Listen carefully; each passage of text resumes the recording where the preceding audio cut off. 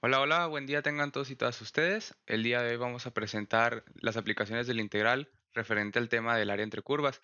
El equipo está conformado por Carrasco Terán Eduardo, Miranda Parra Luis Ángel, Sesma Mestianek Diana Patricia y un servidor, Tapia Roberta Jacobo Antonio. Mi tarea es brindarles el contexto histórico hasta llegar a la integral definida, esto con el fin de poder sentar las bases para que mis compañeros desarrollen el tema de aplicaciones del integral. El contexto histórico empieza por querer dar solución a un problema, que es calcular áreas y volúmenes de figuras.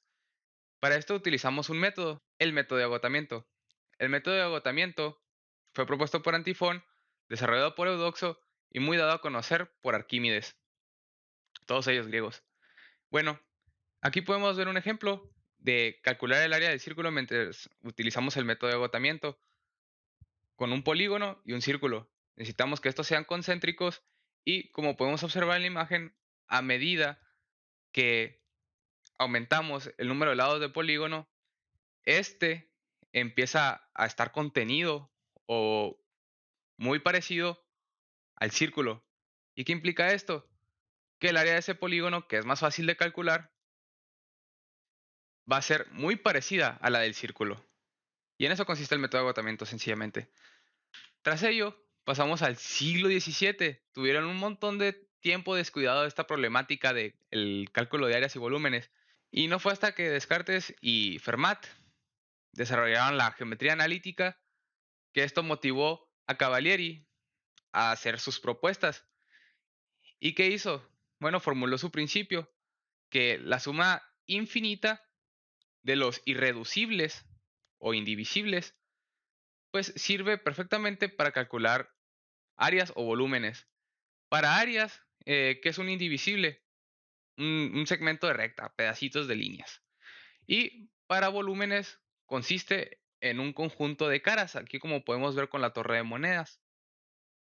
Y bueno, tras hablar de la geometría analítica y el método de Cavalieri, procederemos a desarrollar el tema desde una perspectiva un poquito, ya hablando más del límite. El límite fue formulado vagamente por John Wallis. John Wallis que dijo, ok, le quiero dar formalidad a lo que dijo Cavalieri. ¿Y esto cómo lo va a hacer? Lo va a hacer con sumas infinitas.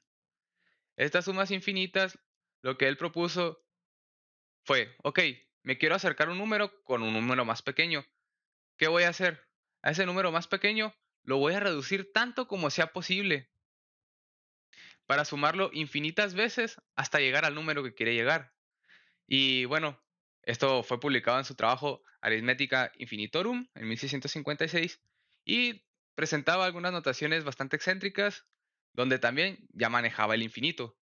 Habiendo John Wallis brindado una noción más del concepto de límite y además de haber brindado también el concepto de infinitesimal, esto llamó la atención de Newton, lo cual nos permite avanzar hacia la invención del cálculo. Newton tuvo de maestro a Isaac Barrow.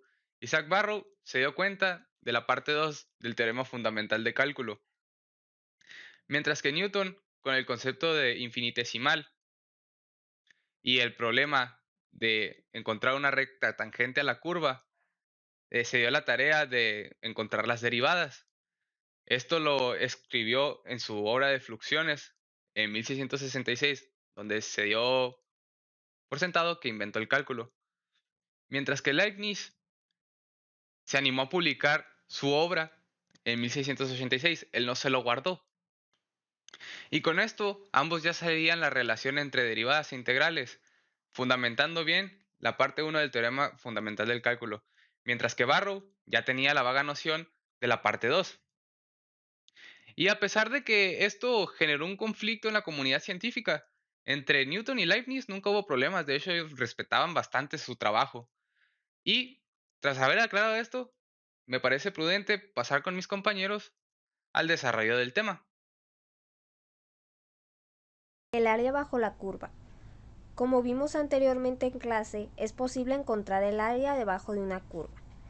Esta, al no ser comúnmente una figura regular, podemos aproximar su área formando rectángulos de base delta x y de altura f de x a lo largo de la extensión de la curva, en cierto intervalo dado, pudiendo acercarnos al valor tanto por arriba, trazando la base del rectángulo por la derecha, como por abajo, trazando la base del rectángulo por la izquierda, estando el valor real siempre entre estos dos.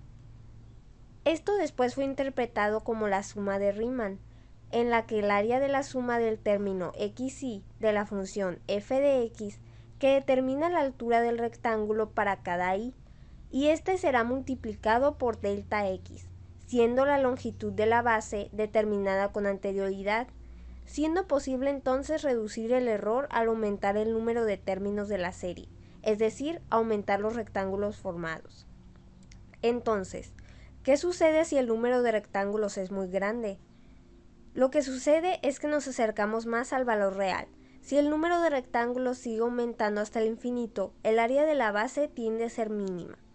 Es aquí donde nos encontramos con la integral definida, siendo esta el límite de sumas y a su vez la antiderivada.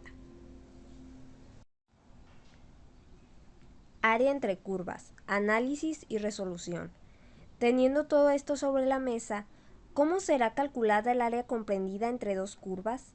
Usaremos un ejemplo con dos figuras geométricas simples, un cuadrado y un pentágono, ambas con áreas conocidas, en la que una de las dos tiene un área mayor que la otra.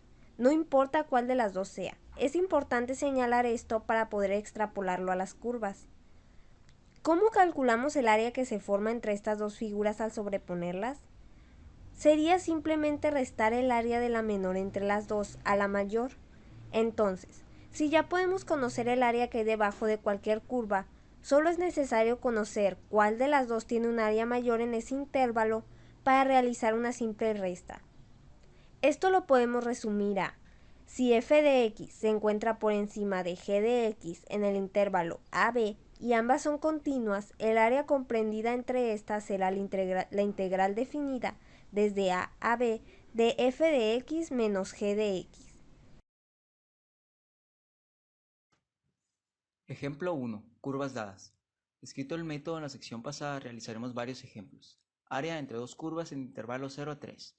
Curva 1 f de x igual a x, curva 2 g de x igual a 3x al cuadrado. Siempre es recomendable tener una vista gráfica de las funciones. Estas se intersecan en dos puntos, por lo que ahora sabemos que es necesario replantear la resta y los intervalos. Se separan los intervalos de 0 a 1/3 y de 1/3 a 3. Utilizando la herramienta gráfica vemos que en el primer intervalo f de x se encuentra por arriba de g de x, por lo que el área entre estas curvas estará definida por la integral definida de 0 a 1/3 de f de x menos g de x. Mientras que en el segundo intervalo vemos que la cosa cambia. G de x se encuentra por encima, por lo que el área entre estas curvas será la integral definida de 1/3 a 3 de g de x menos f de x. Al final, podemos decir que el área total entre estas curvas será la suma de las dos integrales anteriores.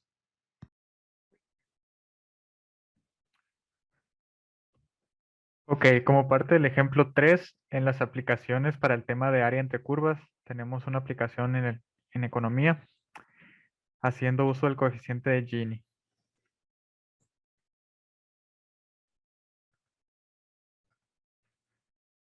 Bueno, el coeficiente de Gini es un parámetro que nos sirve para conocer la desigualdad de la distribución de la riqueza en un país en determinado momento. Pero ¿de qué manera lo podemos conocer? O más bien, ¿de qué manera nos permite conocer el coeficiente de Gini? La distribución de un país que hace un país de su riqueza. Esta pequeña comparativa contra el ingreso nacional promedio nos va a ilustrar un poco más en qué sentido el coeficiente de Gini nos ayuda a saber la desigualdad en un país. Por ejemplo, aquí tenemos el país A, de color negro, en donde este país tiene dos habitantes. Uno que tiene un salario de $1,000 mensuales y otro que tiene un salario de $99,000 mensuales. Si sumamos el ingreso total de ambos pobladores, siendo ellos pues la cantidad de pobladores totales del país hipotético A, si hacemos un promedio de los ingresos mensuales entre el número de habitantes del país, nos da un promedio de $50,000 mensuales a nivel nacional promedio. Y si nos fijamos, en el país B pasa exactamente lo mismo. solamente que aquí cada persona tiene un ingreso total de $50,000 mensuales. Como vemos, ambos países tienen el mismo ingreso nacional promedio, pero la riqueza entre sus pobladores no está igualmente distribuida. En ese sentido, el uso del coeficiente de Gini nos ayuda a saber qué también se distribuye la riqueza entre la población del país. Con un sencillo cálculo, que básicamente es aplicar una integral definida desde 0 a 1, comparamos eh, la distribución ideal, que sería una recta de 45 grados desde 0 a 1, con una gráfica de y igual a x. Esa gráfica es comparada contra otra que representa la distribución, la distribución de la riqueza de un país en determinado año. Por ejemplo, aquí hicimos el cálculo con la curva de Lorenz de Estados Unidos en 1970, la cual es representada por esta curva, la curva de esta gráfica. Y bueno, también se tiene que mencionar que no siempre tienes una función que te represente exactamente a la distribución. A veces se hace esa distribución haciendo uso de términos infinitos para poder llegar a una representación gráfica de la misma curva de Lorenz. Total que pues se comparan ambas gráficas y nos queda que en 1970 Estados Unidos tenía un índice de Gini de 0.2 y si multiplicamos eso por 100 nos da el coeficiente de Gini, que es igual a 20%. Eso nos indica que la diferencia de áreas entre esas dos curvas, la curva de Lorenz de Estados Unidos en 1970 y la curva ideal, representa un total de 0.2 en cuestión de áreas. Entonces, entre más se acerque al cero, mejor estará representada la riqueza y entre más se aleje, pues peor. En este caso, digamos que Estados Unidos tuvo un buen desempeño en ese año. Aquí tenemos la gráfica. Aquí nos ilustramos de cómo se comporta esto. Y pues como vemos, es una diferencia bastante notoria, ¿no? Aquí traté de pintarla con amarillo. Y bueno, eso sería todo. Sería como la ilustración de cómo se utiliza el coeficiente y el índice de Gini, una aplicación del tema de área entre curvas.